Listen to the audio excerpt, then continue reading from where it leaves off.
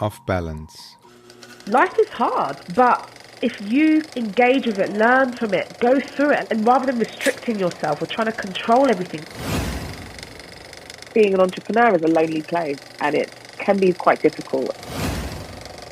That experience was probably one of the most transformative and most important experiences I've had ever.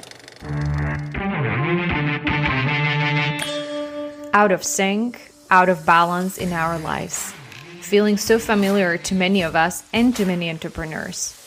The moment when our body gives us the final signal that we need to pause, stop, and change the way how we have been living every day. But how to rewind for the more balanced model, and what are the practical ways to help us design for it? In this episode, we talk to Emma Obanye, serial entrepreneur and CEO, who is leading today what she calls a lifestyle business, a way to sustainably grow your company while enjoying life. Emma experienced everything from therapy, coaching, meditations, psychedelic retreat, moved from London to Barcelona, and experimented with a number of other self-explorations to reboot her way as an entrepreneur, as a leader. And mostly, she has been greatly open about all of it in our conversation. Enjoy. This is Naked by the Future Farm, where entrepreneurship is stripped to its vulnerable core. Brought to you by Vladi and Nektarios. And remember, subscribe, follow, and rate Naked to help share it with the world. Emma, I was particularly interested to start together. There was this, I remember when we were sitting in London together, it was probably, I'm not even sure if it's like a year ago or so, sometime back. Yeah, something like that. Yeah. Something like that. And you told us about the lifestyle business. And I was like, that's very interesting. So I want to start there. Why lifestyle business and what it is? What does it mean for you? Yeah, so I guess that all came from a couple of experiences. One being my previous startup, where we basically had raised an angel round or a seed round, I guess. And secondly, my experience after selling that business, where we spent 3 months or so in Thailand, in Chiang Mai, with digital nomads who were not really occupied with raising money or going down that journey, and were just, living their life, building their businesses, single-handedly in many cases, and just traveling around the world. And I realized that there was a different way, even though it sounds so logical, right? That most businesses are not venture-backed businesses, but that was the environment and the life that we had been occupied by the startup community. And as much as I love it, it's almost like all geared up to one specific route to actually having a successful business. And that's all about going down this path of raising money and raising more rounds and raising more rounds. And so that was when I realized, hold on, what am I doing here? Am I living to kind of make a business for someone else? Or am I doing it for myself? And actually, if I do it for myself, what does that look like? And so after those two experiences, we realized that, me and my other half, my business partner, Elena, that, we wanted something different. We wanted to be able to see the world, live, do what we wanted, have our weekends fairly free, but also build a business that we care about, that we're passionate about, and that makes a difference. So that's when we decided to start shaping that, and start looking at different ways, and taking a leaf out of the book of many friends of ours and people that we'd met who were doing exactly that, and actually building startups and a life that values freedom, I would say, or their own personal freedom. So I remember you framed it basically, if somebody, just comes across this, and to put everything you just described into a short sentence, as a way to build sustainable work experience, while enjoying life. Yes, exactly. And that's the key. Yeah, you're completely right. You said that, business. not me. You said that. I didn't. Yeah. Well, yeah, exactly. Sustainable, right? Because, look at the period that we're in now. And everyone's going after that same dream, knowing that the statistics weigh heavily against you actually being able to do that. And I don't think there's a memo for it, right? When you first go into entrepreneurship. So everybody's looking at the Bill Gates, the Mark Zuckerbergs, and actually value, I want to be them. But that's so unrealistic. And I don't think people understand how much it can affect you or will affect you, and how much isn't taught. We're taught about the success stories, but we're not taught about the failures. And actually, real success comes through that resilience that comes from failure. And so actually having an emphasis on that will help people to make informed decisions about whether that path is for them, and whether or not they want to follow the footsteps of, I don't know, all of these people. So this time round, we were all about sustainability and all about, okay, how can we build a life? Because business, when you go down this path, it is your life, right? It's 100%, all of it is your life. It's integrated so all together. Yeah, completely. So how can you make that work for you and not the other way around? So what is the business? Oh, it's called Mindful Team. We've also got some card game called the Retrospective Game. And yeah, it's all about, quite funnily, it's all about cultivating high performing teams. So actually integrating happiness into everything you do by actually regularly reflecting with your team and encouraging that within the workplace, expanded into pretty much anything. So it's all about building that community or embedding community into learning, so that you not only learn from an expert, but actually you've got a whole group of other like-minded entrepreneurs, for example, who are sharing experiences, but also learning together. So you have that group, because, as you know, right, being an entrepreneur is a lonely place, and it can be quite difficult. And yeah, it's hard to, at some point, you want people that you can open up to, who understand what you're talking about and what you're going through, and share, so yeah. You are listening to Naked by The Future Farm, where entrepreneurship is stripped to its vulnerable core. So you decided to build a business that is focused on sustainability and happiness. So not following the crazy ambition of the hockey stick and the scalability and all the other beautiful buzzwords. Yeah. But talking about it, you sound as involved and as emotionally engaged as any other entrepreneur that we come across who is chasing the crazy scale dream, as opposed to, no, I'm just going to cruise along and be happy and make an impact. And so how's that going? Do you know what? I think, obviously, like, especially now being at home, taking on a new project, things are busy, don't get me wrong. And I have had some stressful times over the last few weeks where I'm like, oh my God, there's so much to do. But I'm trying my best to make time for me and make time for just, shooting the breeze and just connecting with my family and doing all these things that I didn't really do the first time round, and actually just holding myself account, like, okay, hold on, is this the right way? So I guess have this other side of me that has grown from the previous experience that is keeping myself in check. And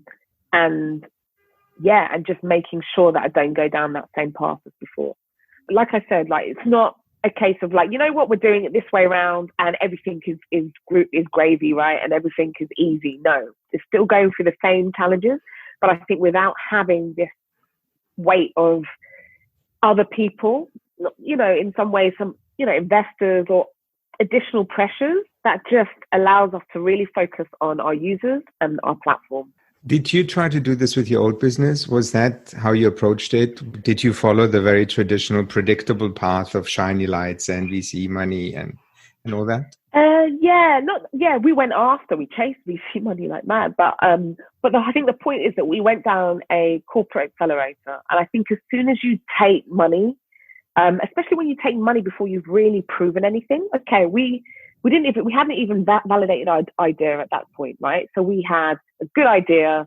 We got into accelerator. We got given a convertible loan note at that time, because that was the deal. And so the pressure was to go out and raise again, right? Otherwise, that would turn into debt. And it was a cycle.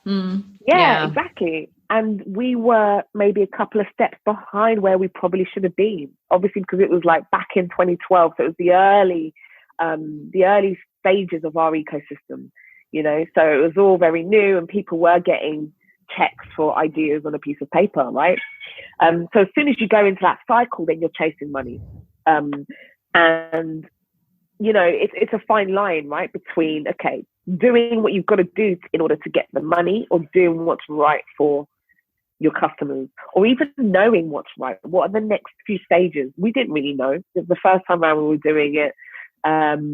We would take literally every person we would go and see would give us advice, and we thought that was good advice and we'd take it.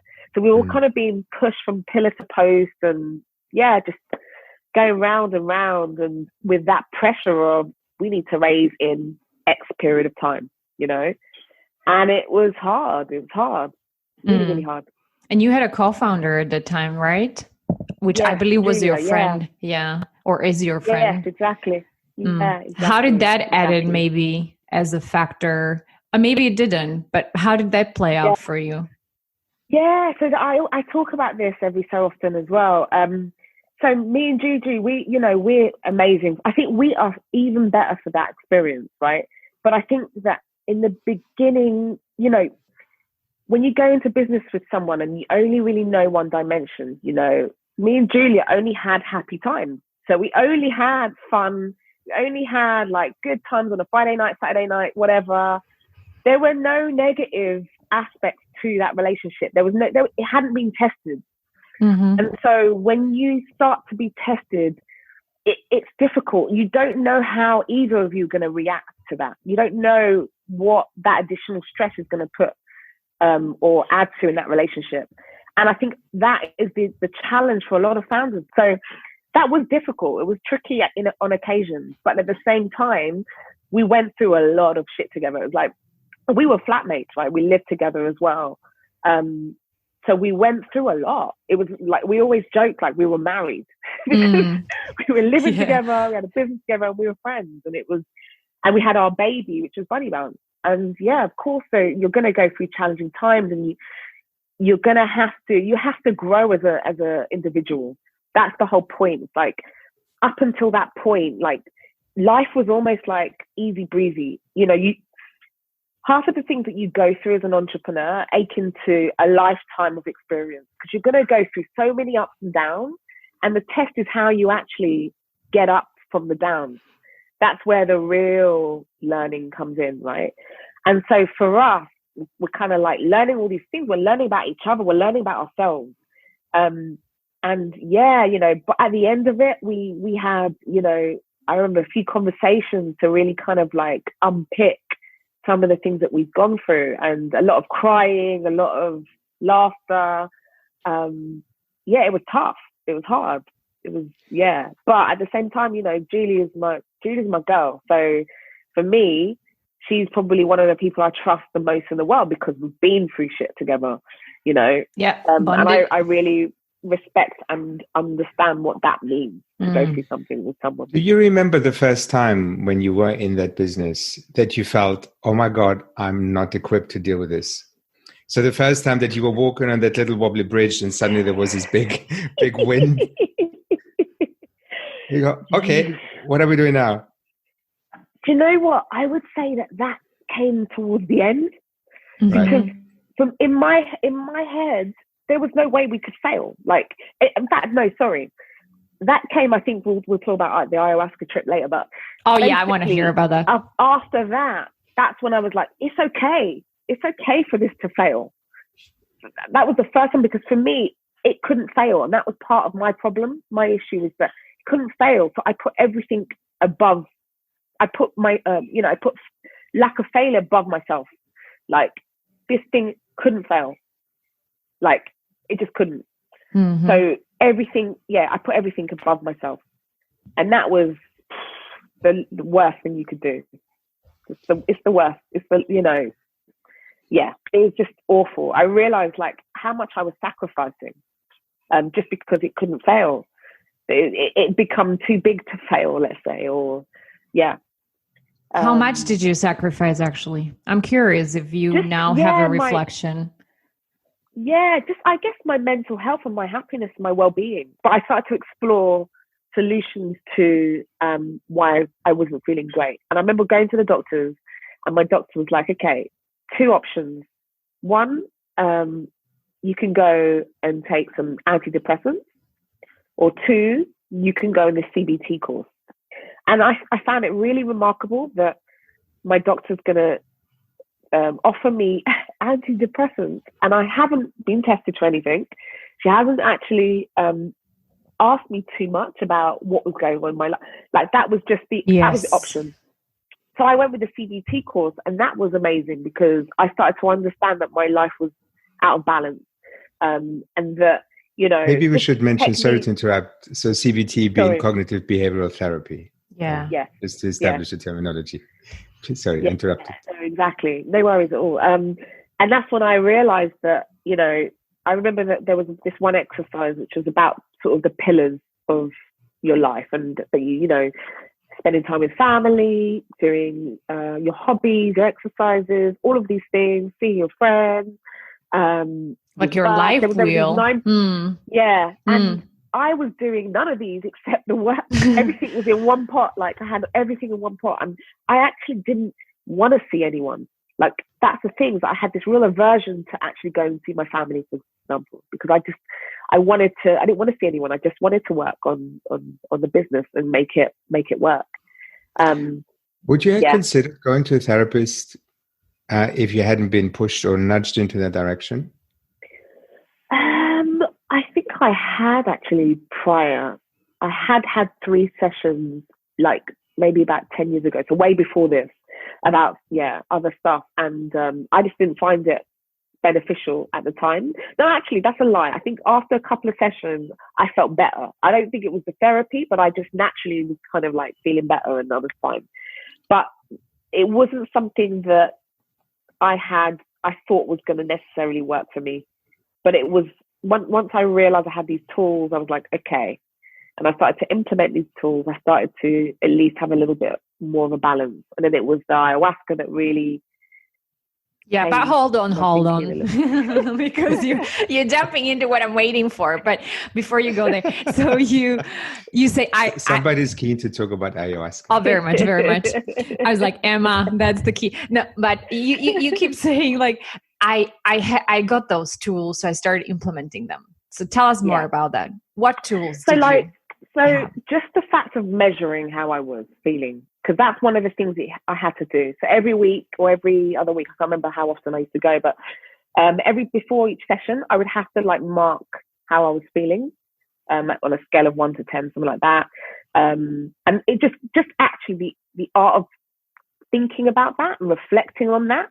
Hence, in some ways my routine, but that just helped me to, realize, no, I'm not feeling great. Okay, what's the action I'm going to take? It's almost like the actualization step before the action and all of that. So that was 1. 2, each week I was introduced to a different technique, and those techniques, just that information really just helped me to challenge myself a little bit and to think about, okay, do I fall into that bucket? Is this something I can implement?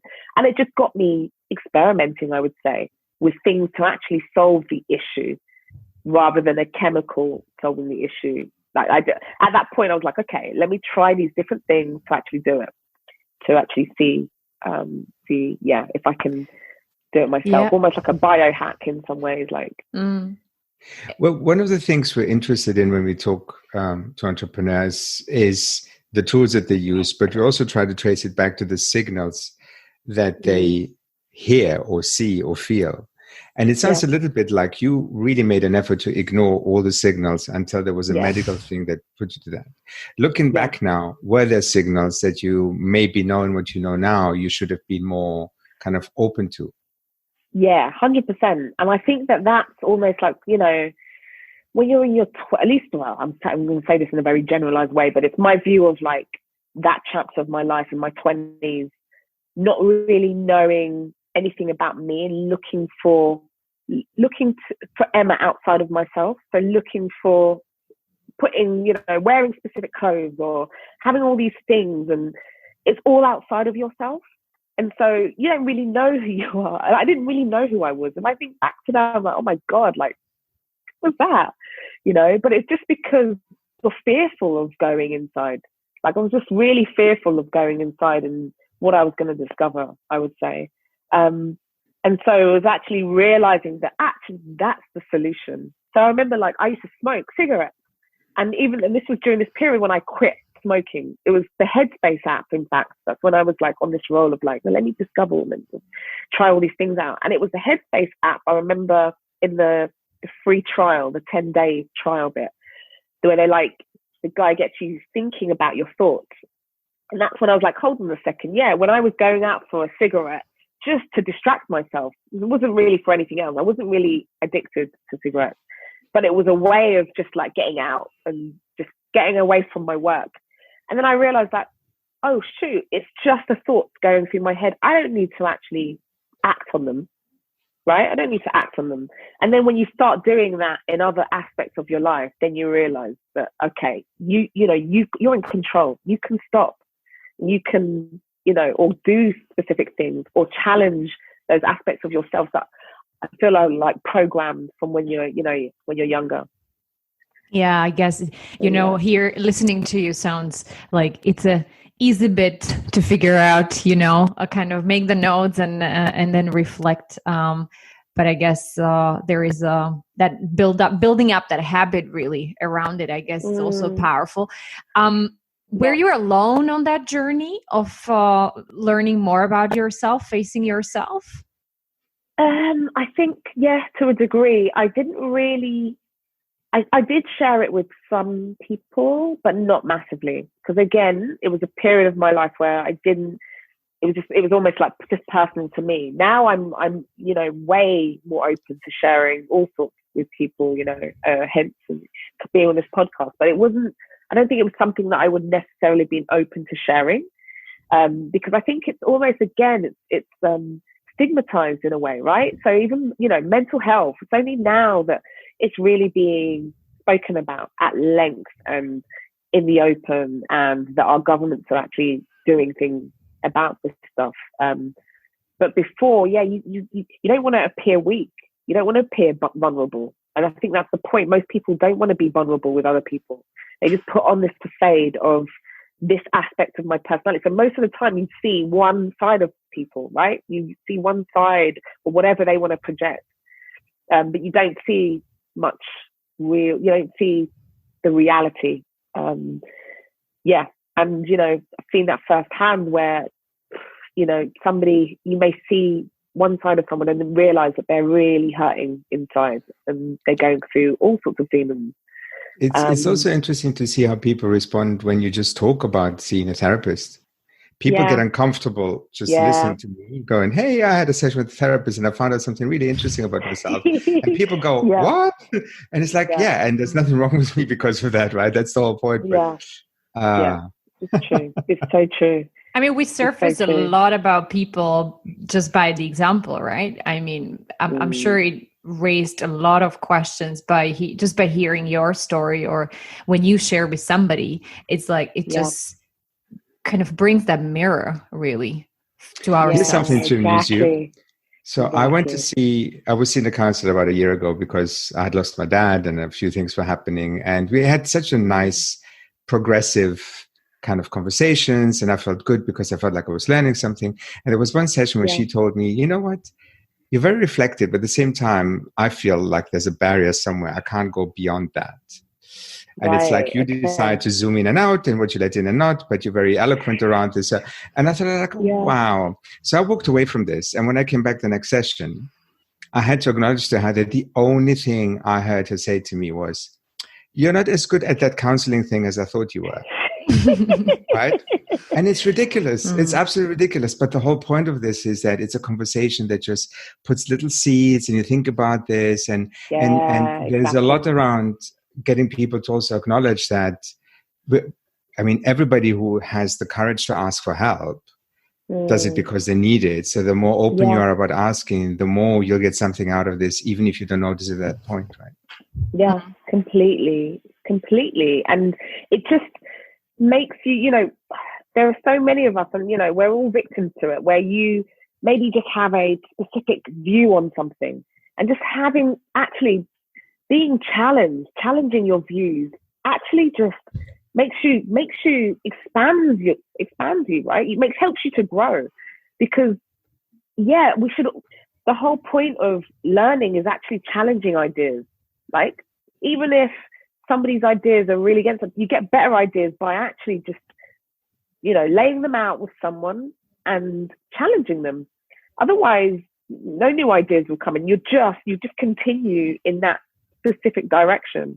But actually, you learn from that. And it's so important. And I absolutely, I am a therapist now, actually, and I absolutely love it, because I feel like I'm going into these and just playing out things that have happened, and I'm learning from my experiences, and just having somebody to bounce off, what we're going through in life.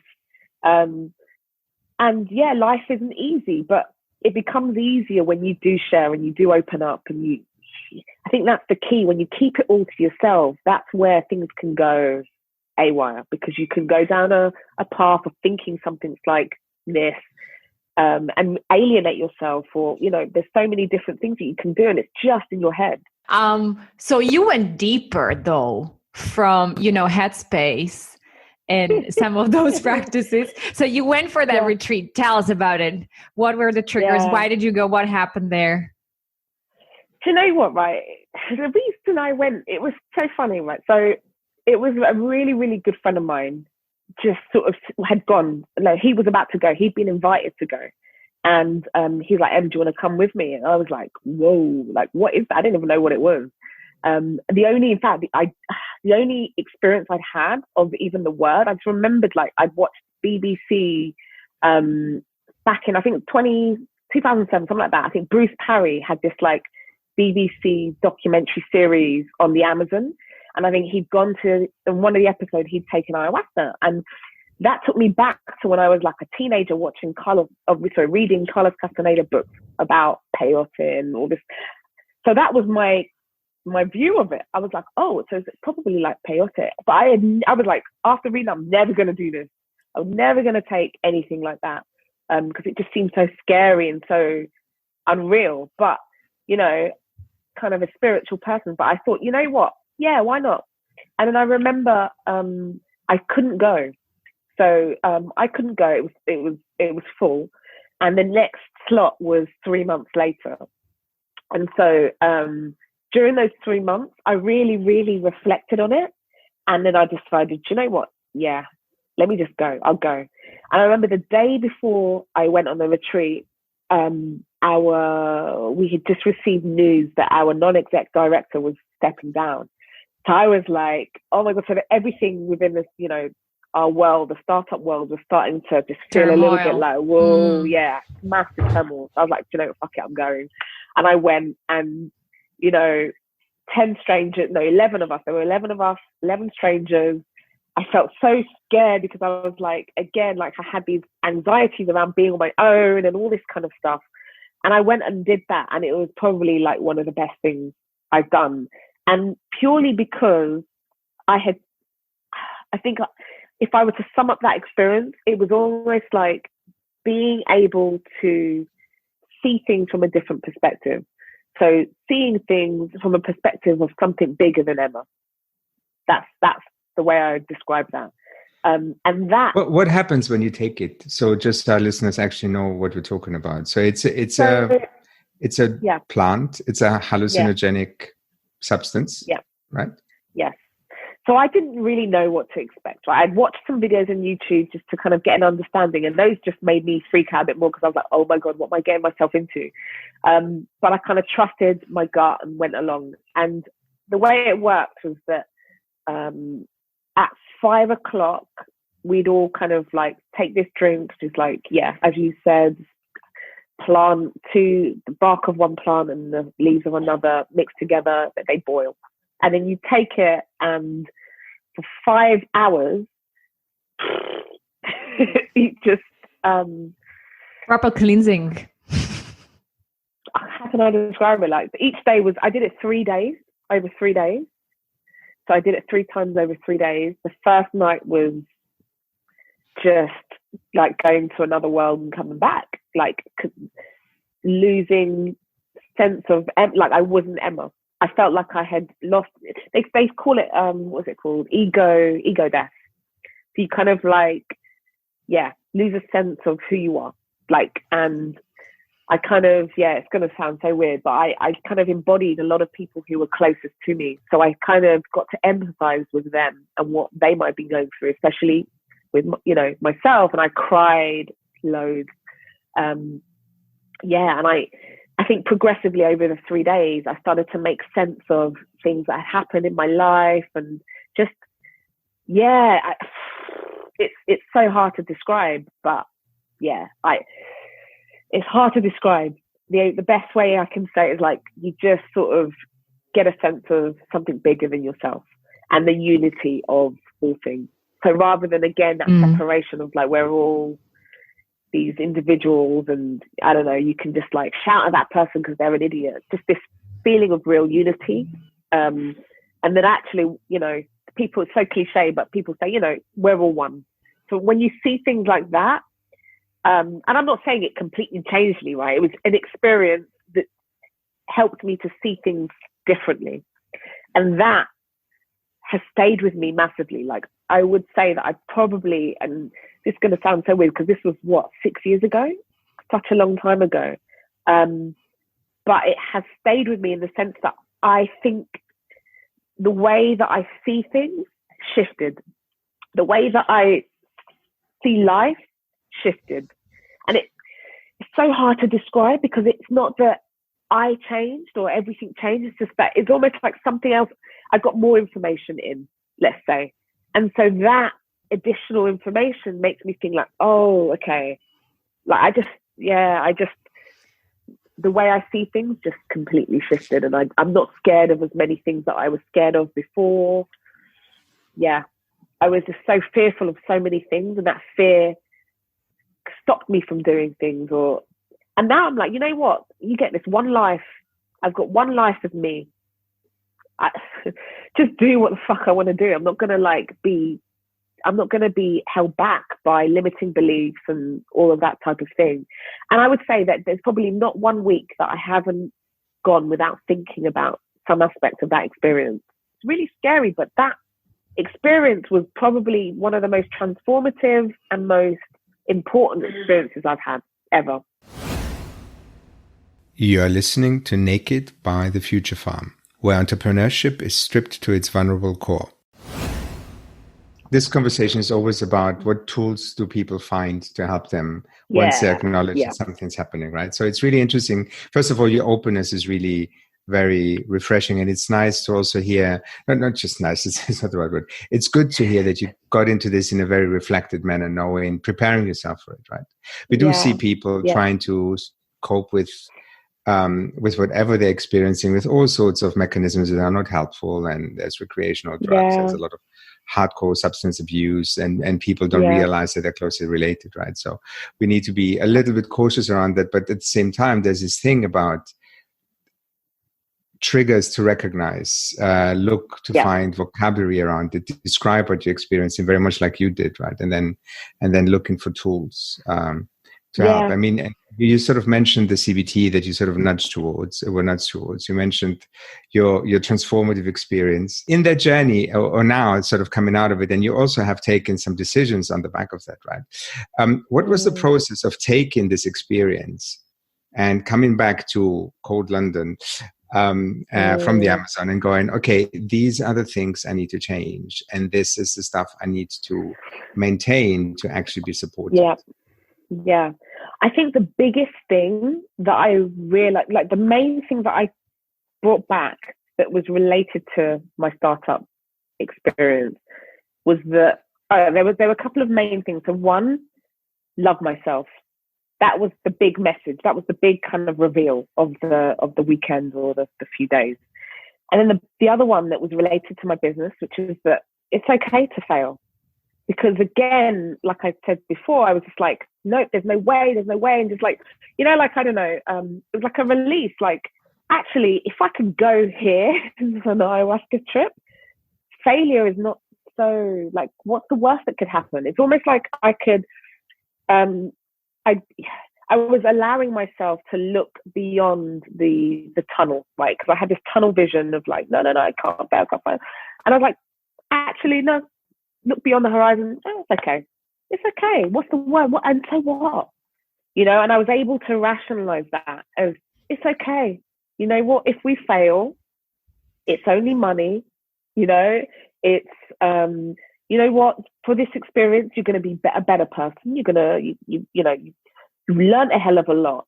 And if I have to go back into the world of work where I'd come from, the corporate environment, do you know what? This experience is like that times 10. So you're going to be able to kind of fall back into anything, and and it was just this acceptance. And that was just the biggest thing, like, and that just gave me like, do you know what? This is going to play out the way that it's going to play out. There's nothing, I can't have control over this. And things just played out in a really bizarre way. Like, things just played out. And I almost felt like a bystander. I was just like watching it all play out. I'm like, oh my God, like, yeah, it was just like I'm seeing things from a different perspective. And would it be fair to say, or at least it sounds like, you kind of separated the failure of the business from a personal failure? Yeah. So, exactly. Right, because the way you described at the beginning, your business was you. Yeah, exactly. And then you went away, and then you came back, and suddenly the business was a business and had its own journey, but it didn't mean that. Okay, very interesting. And not allowing myself to suffer. That line of like, pain is inevitable, but suffering is optional. And it was like, if you can latch onto something and then you can just make it a part of you, and it's like, you're going to go through, life is not, we have this, we're kind of fed this belief of like, yeah, happiness is like this thing over here, or this phone, or all this like superficial stuff. But actually, life is hard, right? We're going to lose people. We're going to go through all this stuff. But if you can not separate, but you can try to engage with it, learn from it, go through it, allow yourself to grieve, allow yourself to love, and rather than restricting yourself or trying to control everything, that's when you suffer. And that's what I was allowing myself to do by actually, trying to control things or latch on to things and limit myself. It was just, I wasn't helping myself. Do you think there are any topics that you wish we would be talking more about within the entrepreneurial space and beyond? Yeah, failure. Failure. Just failure. Yeah. I think there are some places that are starting to bring up this topic, but still seeing a lot of the like success stories that, right, brilliant. These are all the things that were achieved along the way, but what were all the learnings like along each step, and what were, so I think like, is it Startup Funeral, that Tech Hub do, these types of things, right? What, because, what is it, 95% of startups fail. So we need to hear those stories, right? Yeah. And actually, by hearing those stories, I think it helps people to accept this as a truth. And I think that's fundamental. It's so fundamental. Thank you. So, thank you for joining us. It was awesome to, hear all your stories and learn from it, really. No, thank you. I think what you guys are doing is awesome. So it's very love kind. it. Thank you. The death of an ego was something which stayed with me. And I was like, is ego an interesting conversation maybe for the future? Like, I think ego is certainly helpful to some extent. I would love to unpack this, but it was interesting when she just said it, that was the first emotion she came across after taking the substance. Absolutely. And it was sort of linked to something she said towards the end, which was all about acceptance. Yes. Letting go, accepting things the way they are. And it's one big kind of, it all fits together, right? I was just reflecting on what you said in terms of like accepting myself fully. And I was just like thinking in my mind, like, what is there? Like, what are the ways to help me to get there? Because I think it's what she said at the end is that we all evolve continuously. So obviously it's a journey to get there. But I'm even wondering, like, you know, and this is more of a philosophical question, I guess, is like, is there a state where you can say like, oh, I feel I accept myself fully with, you know, everything? I think it was really interesting to hear Emma talk about how it went very quickly from I have a medical problem to, hey, maybe you should try antidepressants or maybe you should see a therapist. And how that was a big shock, right? Yes. Straight away to antidepressants, but also then the openness to go and see a therapist and then talking a little bit about that stigma around therapists and the kind of acknowledging that you need help and because it's okay to go and see a medical doctor, but it's not okay to go and see a doctor that's looking after your emotional well-being, right? Yeah, and that it's still an issue today, right? The same as, although we hear a lot that it is changing, and even I guess the fact that we are talking to somebody like Emma live, you know, about it, and she's open to it. So I really hope that this will become normalized. So I was just saying, I think it is different than 6 years ago.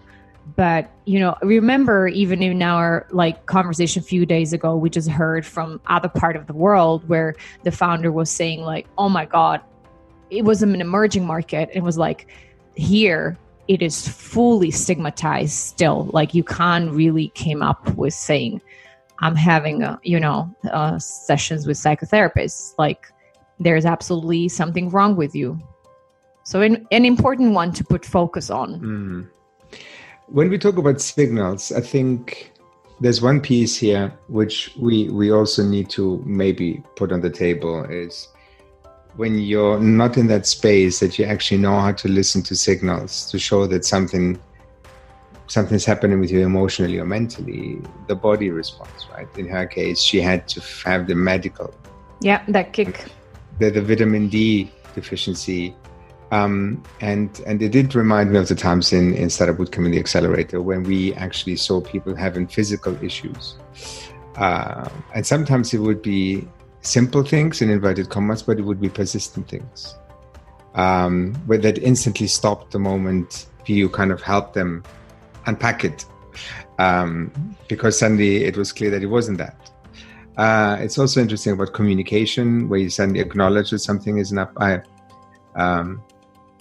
That comes with that sense of ego and pride, and you don't want to share because how will people look at you? But then when you share, and again, seeing this happening time and time again, when you share with a peer, what's more likely to happen is they go, oh my God, it happens to me as well. Because we all go through this, right? Yeah.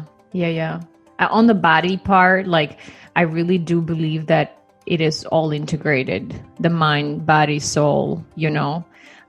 So probably the kick comes from a place which is just easier for you to understand, right? And where you are more connected, maybe, I guess, which might change as you evolve through the journey as well. So maybe, and you know, we can ask Emma next time, it's like whether it has changed for her, actually what the triggers are today. That could be interesting. And also last one on the coping part. So I was there with her when she was, when we talked together a lot about like, I'm coping through rationalizing a lot. I've heard that. And there was part of me which went back to the experience I had in New York with a group called Everyman. And when they actually try to move you towards the somatic experience, which is healing through emotion, right? So kind of suppress the ratio, the mind, and connect with emotion. And I'm just like, maybe a trigger for us for another conversation is that, what is that balance? How does this work? It's still really kind of a space where I am floating really. And as a strongly, being like a person who uses mind a lot to solve problems. I so think. are you going to try ayahuasca? Oh, indeed. That. Are you coming with me? Actually, No. Okay. I'm doing it anyhow. I'm not at the point where I can give control completely over. I'm still flow little meat. You can interview me afterwards. Let's make a deal. Let's do that. Deal. Okay. Cool.